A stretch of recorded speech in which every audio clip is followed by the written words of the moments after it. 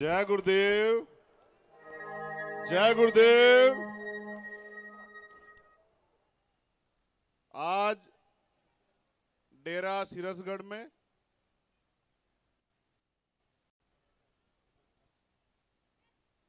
हमारे इस ऐतिहासिक तीर्थ की 21वीं स्थापना दिवस के अवसर पर मुझे यहाँ आने का मौका मिला है और एक बहुत बड़ी संगत भी हमेशा की तरह यहाँ उपस्थित है।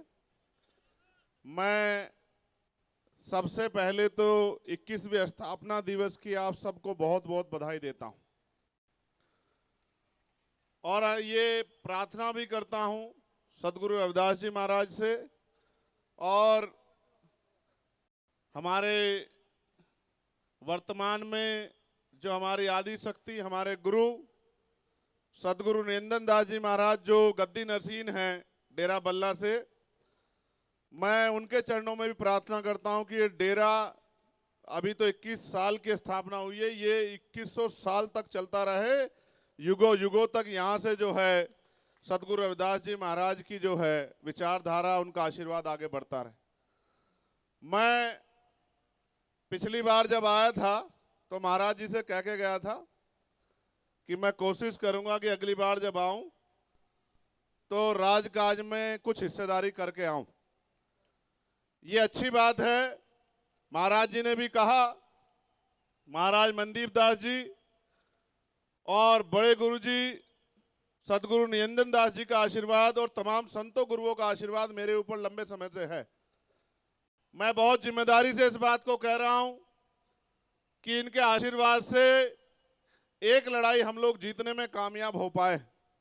और ये लड़ाई मेरी लड़ाई नहीं थी, ये लड़ाई बेगमपुरा राज को इस देश में स्थापित करने की लड़ाई थी।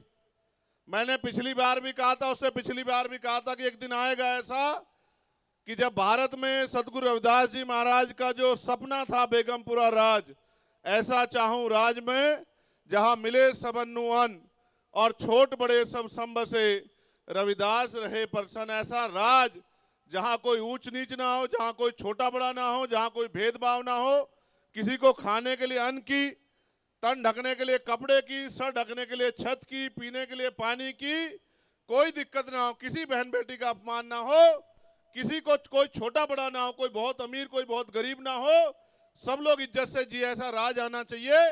मैं तो उसका पहरेदार बनके और रविदासिया कौम का पहरेदार बनके अपनी जिम्मेदारी को दिल्ली की पार्लियामेंट में भी और देश के हर कोने में भी जो है उस जिम्मेदारी को अदा कर रहा हूं। और मेरा विश्वास है कि जिस दृढ़ संकल्प से हम लोग लगे हुए हैं, आने वाला दशक भी पूरा नहीं होगा और इस देश में बेगमपुरा राज सदगुरु रविदास जी महाराज जी का बेगमपुरा शहर का सपना पूरा होगा, ऐसा हमें भरोसा है। मैं क्योंकि समझता हूं कि जब तक बेगमपुरा नहीं आएगा तब तक असमानता की लाठी नहीं टूटेगी और उसको लाने के लिए हमें संघर्ष करने की जरूरत है। तो मैं, क्योंकि मुझे जाना है,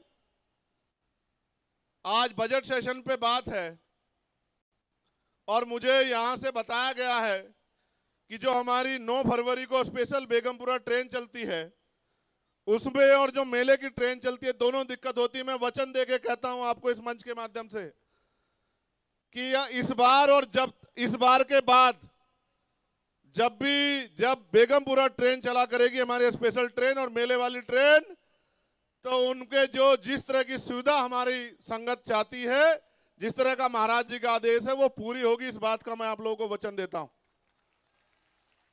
मैं आज ही जाके रेल मंत्री जी से इस बात को कहूंगा, क्योंकि महाराज जी से बड़ा हम पे अब कोई नहीं है यहाँ। महाराज जी हमारे कुल गुरु हैं, महाराज जी हमारी जो है आदि शक्ति है, महाराज जी हमारी जो है गौरव है और उनका आदेश हमारे लिए सर माथे। और एक और हमने प्रयास ये किया था कि हमारी एक रेजिमेंट जो बहाल होनी चाहिए थी वो बहाल नहीं हो रही है, उसके लिए भी हमने पार्लियामेंट में प्रयास किया था और हमने कहा था कि वो रेजिमेंट बहाल कर दो। मगर मुझे लगता है माननीय काशीराम साहब कहते थे कि बहाल मांगने से नहीं होगी, वो ताकत बना के करनी पड़ेगी।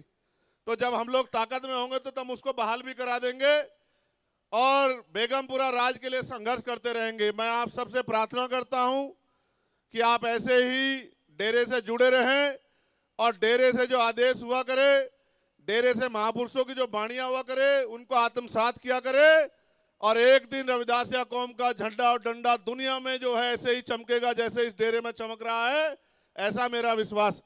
बहुत बहुत धन्यवाद, बहुत बहुत धन्यवाद। एक आदेश मुझे ये हुआ है कि तुगलकाबाद का हमारा गुरु घर नहीं बना है, और आप जानते हैं मैंने पार्लियामेंट में पहले दिन ये बात उठाई थी कि सबकी आस्था का सम्मान होना चाहिए। वो गुरु घर जहां सदगुरु रविदास जी महाराज रुके थे और उन्होंने लंबे समय वहां सेवा दी थी, वो गुरु घर जब तोड़ दिया गया, हम लोग जेल गए 96 लोग। हरियाणा का मैं सम्मान करता हूं कि हरियाणा के बहुत सारे नौजवानों ने उस दिन आगे बढ़ चढ़ के हिस्सा लिया था, लेकिन वो गुरु घर नहीं बना है। मेरे दिल में टीस है। मैं सबसे पहले एमपी बनने के बाद उसी गुरु घर में, उसी धरती में नतमस्तक होने गया था। मैं आपको विश्वास दिलाता हूं कि वो गुरु घर बहुत जल्द बनेगा, और बाकी आप महाराज जी से आदेश करवा दो तो फिर किसी को सोने नहीं देंगे जब तक गुरु घर नहीं बनेगा। बस महाराज जी के आशीर्वाद, आदेश और आशीर्वाद की देर है। वो रोक देते हैं इसलिए हम चुप रहते, क्योंकि वो बड़े हैं, उनकी बात को इधर उधर नहीं हो सकते हैं। तो गुरु घर भी बनेगा और ये संघर्ष भी आगे बढ़ेगा। मैं पुनः आप जितनी संगत यहाँ पहुंची है उनको भी बधाइयां देता हूं। उनके लिए भी सदगुरु रविदास जी महाराज से प्रार्थना करता हूं कि महाराज जी का आशीर्वाद आप पे बना रहे। मेरी जितनी बहनें माएँ पहुंची हैं, आज भी बहुत अच्छे हालात नहीं है, लेकिन मेरा विश्वास है कि हालात बदल जाएंगे। बहुत बहुत धन्यवाद, और पुनः 21वें स्थापना दिवस की बधाई और मंगल कामनाएं। और महाराज मनदीप दास जी से आग्रह है कि आप भी आदेश कर दिया करो।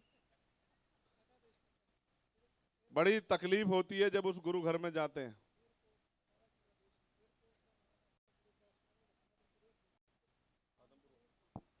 एक और जो है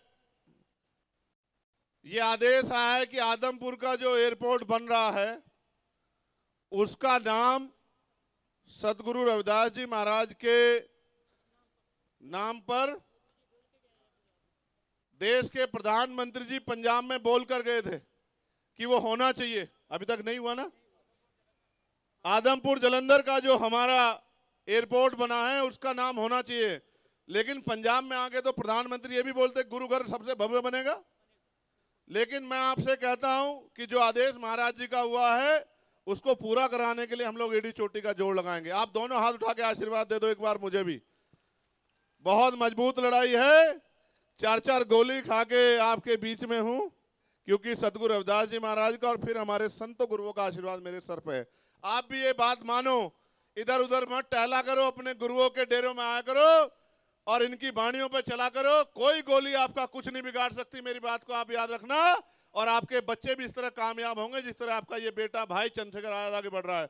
बहुत बहुत धन्यवाद। जय गुरुदेव, धन गुरुदेव। बोलिए संत शिरोमणि सदगुरु रविदास महाराज की, सदगुरु रविदास महाराज की, सदगुरु रविदास शक्ति, सदगुरु रविदास शक्ति। बहुत बहुत धन्यवाद।